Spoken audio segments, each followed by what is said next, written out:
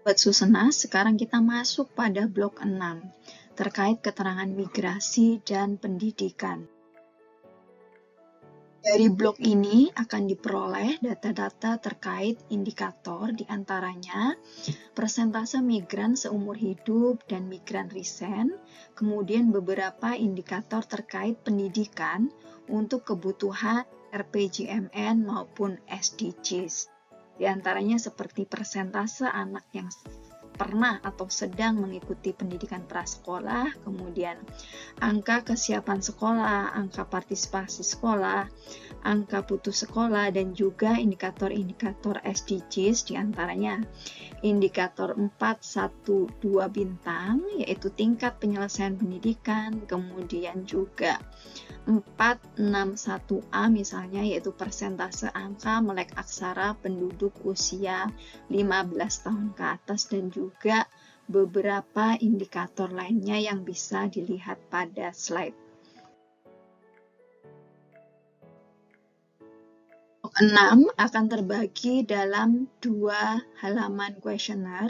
Nah, ini blok 6 yang bagian pertama memuat pertanyaan migrasi, kemudian informasi pendidikan prasekolah, dan kemampuan membaca dan menulis dalam kalimat sederhana digunakan sebagai sumber data melek huruf.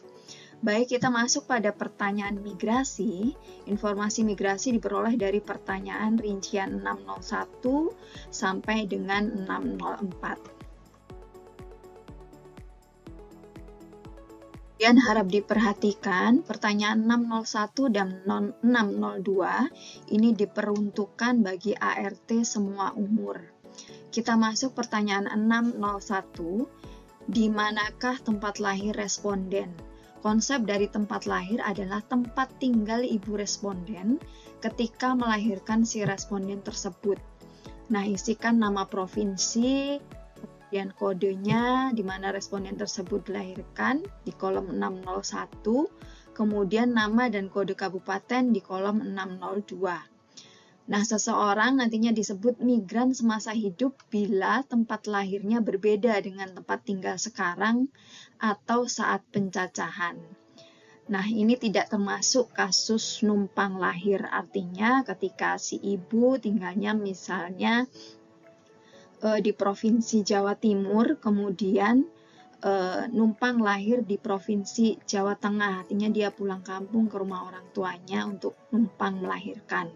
Maka di sini artinya tempat lahir si responden adalah tetap di Jawa Timur sebagaimana domisili si ibu yang melahirkan. Berlanjut ke pertanyaan 603 dan 604 yang ditujukan untuk ART usia 5 tahun ke atas. Nah, responden akan ditanya di mana tempat tinggalnya 5 tahun yang lalu. Tempat tinggal 5 tahun yang lalu yang dimaksud adalah di mana responden tersebut tinggal terhitung di bulan Februari 2019. Pertanyaan ini bertujuan untuk melihat fenomena migrasi risen 5 tahun yang lalu, di mana seorang tersebut disebut migrasi risen bila tempat tinggalnya 5 tahun yang lalu berbeda dengan tempat tinggalnya yang sekarang atau saat pencacahan.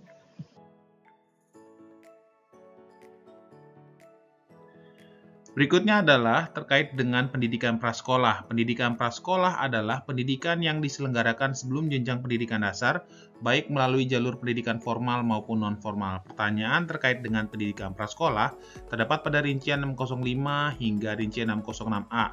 Pertanyaan terkait dengan pendidikan prasekolah ditujukan untuk ART yang berusia 0 sampai dengan 10 tahun. Yang pertama adalah 605. Apakah ART sedang atau pernah mengikuti pendidikan prasekolah? Pertanyaan ini ditujukan untuk menghitung angka partisipasi kasar pendidikan prasekolah dan angka kesiapan sekolah atau school readiness dengan kode jawaban seperti yang tertera di buku pedoman ataupun di bahan ajar. Berikutnya adalah pertanyaan terkait dengan rincian 606. 606 itu adalah apa jenis pendidikan prasekolahnya. Nah, pertanyaan rincian 606 ini ditanyakan jika ART tersebut pernah atau masih mengenyam pendidikan prasekolah, atau jika rincian 605-nya berkode 1 atau 2 atau 3 gitu. Kode jawabannya ada 6. Yang pertama Taman Kanak-kanak, Bustanul Atfal, Raudatul Atfal, Satuan PAUD sejenis, kelompok bermain, dan Taman Penitipan Anak. Yang pertama penjelasannya, jika ART tersebut mengikuti lebih dari 1 jenjang pendidikan prasekolah, maka pilih kode yang paling kecil. Yang kedua, jika disebutkan TK full day, maka dikategorikan Taman Kanak-kanak. Yang ketiga, jika disebutkan kelompok bermain full day, maka dikategorikan kelompok bermain. Yang keempat, jika disebutkan full day saja, maka dikategorikan Taman Penitipan Anak. Yang kelima, jika responden mengikuti TK atau PAUD yang tidak memiliki plang nama atau PAUD tersebut tidak resmi, maka dikategorikan mengikuti pendidikan prasekolah jika terdapat kurikulum dan guru yang mengajar pada TK atau PAUD tersebut. Selanjutnya adalah pertanyaan 606A, yaitu apakah ART atau anak tersebut sedang atau pernah mengikuti kegiatan kursus seperti Bimba, Kumon, Seni, dan lain-lain. Pertanyaan ini ditanyakan jika ART atau anak tersebut tidak atau belum pernah mengenyam pendidikan prasekolah atau rincian 605-nya berkode 4. Dikatakan mengikuti kegiatan kursus jika responden terdaftar dan aktif dalam suatu kegiatan kursus. Rincian 606A memiliki kode jawaban kode A jika responden mengikuti kegiatan kursus yang berkaitan dengan pengembangan kemampuan membaca, menulis, dan berhitung seperti Bimba AIUEO, Kumon membaca, kursus berhitung, dan lain-lain. Sedangkan kode B jika responden tidak mengikuti kegiatan kursus yang berkaitan dengan pengembangan kemampuan membaca, menulis, dan berhitung seperti mengikuti kursus vokal, kursus musik, mengikuti kursus bahasa Inggris, coding, robotik, ataupun kursus olahraga. Sedangkan kode X jika responden tidak sedang atau tidak pernah mengikuti kegiatan kursus. Pilihan jawaban adalah huruf kapital sehingga responden diperbolehkan untuk memilih jawaban lebih dari satu kode jawaban.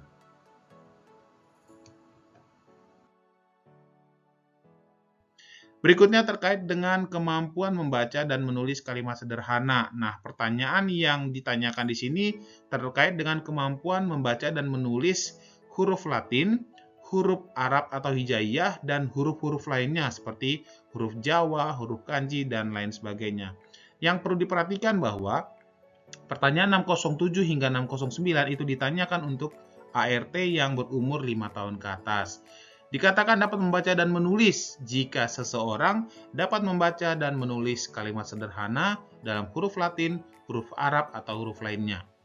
Kalimat sederhana yaitu kalimat yang mengandung kata-kata yang umum dipakai dalam kehidupan sehari-hari dan setidaknya mengandung subjek dan predikat. Misalnya, saya membaca. Berikut adalah penegasan pada blok 6 terkait dengan pendidikan prasekolah maupun kemampuan membaca dan menulis yang sering ditanyakan pada pelatihan-pelatihan Susana sebelumnya. Pertanyaan pertama, untuk sekolah PAUD yang tidak ada kegiatan, tidak ada kewajiban membayar, bagaimana pengisian rincian partisipasi sekolahnya di rincian 605? Pengisian 605 dilihat dari terdaftar dan aktif. Jika tidak aktif lebih dari 6 bulan, dianggap tidak pernah bersekolah, baik dia membayar maupun tidak membayar. Pertanyaan berikutnya adalah, kalau bisa membaca Al-Quran dan dia mampu menuliskan Al-Quran tanpa melihat kitab, apakah termasuk bisa baca tulis Arab? Jawabannya perlu diprobing, apakah itu hanya karena hafalan atau memang bisa menulis kalimat sederhana dengan huruf hijaiyah.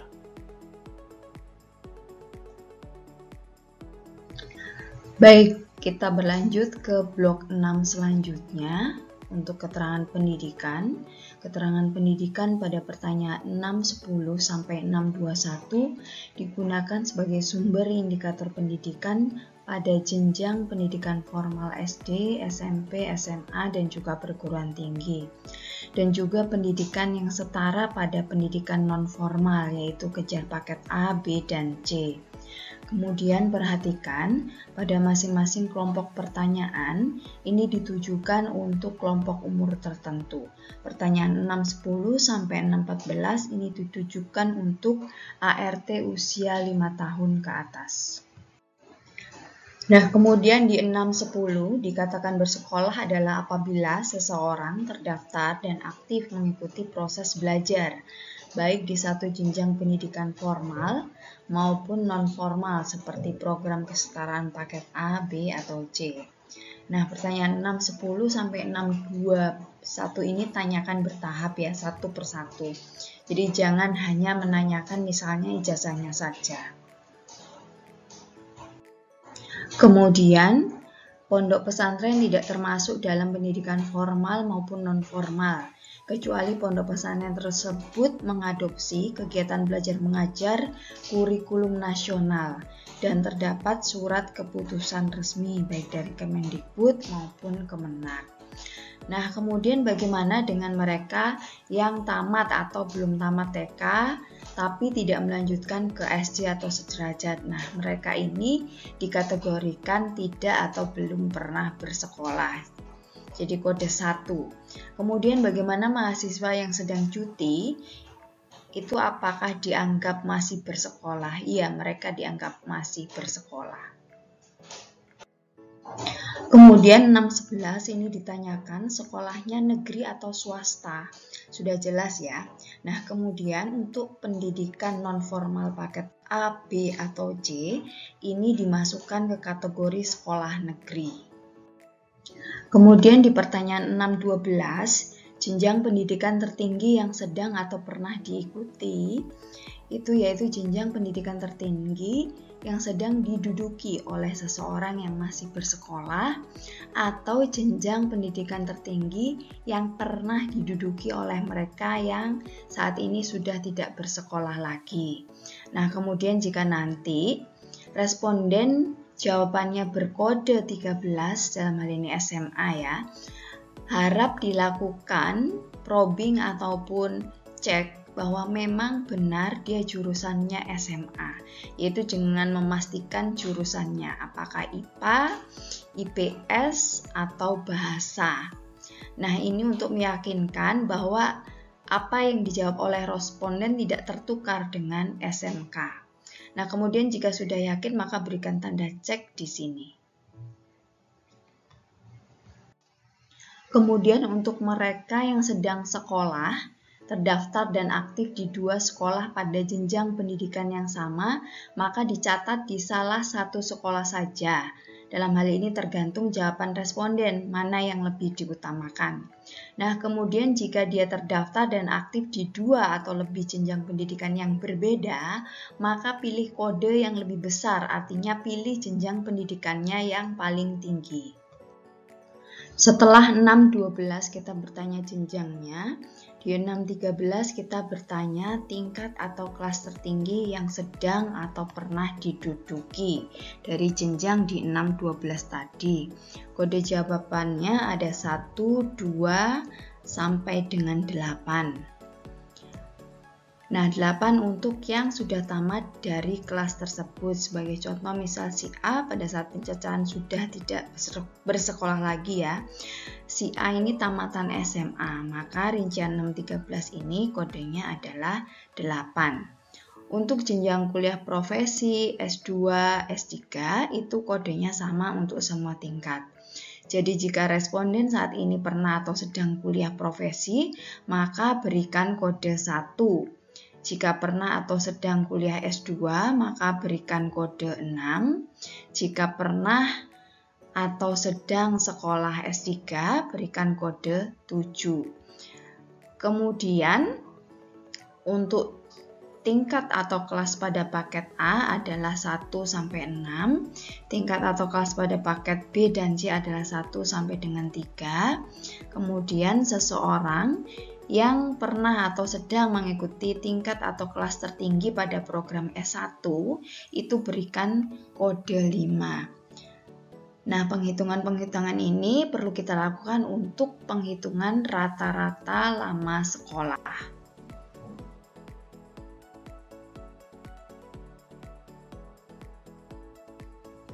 Selanjutnya kita bertanya ijazah tertinggi yang dimiliki.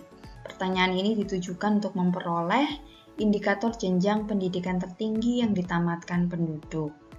Jadi ketika seseorang telah menyelesaikan sekolah atau kuliah, biasanya akan menerima ijazah. Kemudian untuk kondisi-kondisi ketika ijazah atau SPTB-nya hilang atau terbakar, atau misalnya masih ditahan karena belum selesai administrasinya, itu dianggap memiliki. Pertanyaan selanjutnya terkait kepemilikan Kartu Indonesia Pintar. Jadi 6-15 ini responden ditanyakan dalam setahun terakhir apakah dia memiliki Kartu Indonesia Pintar.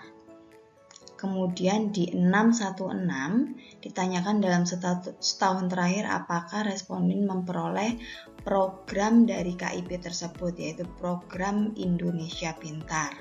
Ketika dia tidak memiliki KIP, belum tentu dia tidak menerima PIP, jadi tetap tanyakan 616. Kemudian jika dia memiliki atau memperoleh PIP, maka selanjutnya tanyakan selama bulan Agustus 2023 sampai dengan Februari 2024, berapa jumlah uang PIP yang diterima? Isikan sesuai dengan pengakuan responden di kolom 617. Nah, kemudian selanjutnya di 618, dari isian yang sudah dijawab di 617 ini, itu untuk penerimaan berapa semester. Pertanyaan 619 sampai 621 ditujukan untuk anggota rumah tangga usia 5 sampai 24 tahun. Pertanyaan 619, apakah nama bersekolah pada tahun ajaran sebelumnya, yaitu di 2022-2023, ini ditujukan untuk memperoleh informasi tentang status keberlanjutan sekolah si responden di tahun ajaran yang lalu, 2022-2023. Apakah responden baru mulai sekolah di tahun ini? Kemudian apakah masih melanjutkan sekolah atau tidak melanjutkan sekolah lagi atau telah putus sekolah sejak tahun yang lalu. Nah, itu ditanyakan di 619. Kemudian selanjutnya di 620 kita tanyakan jika dia kodenya 2 ya, masih bersekolah. Apa jenjang pendidikan yang diikuti si responden waktu itu ya. Kemudian di 621, apa tingkat atau kelas yang diduduki responden waktu itu?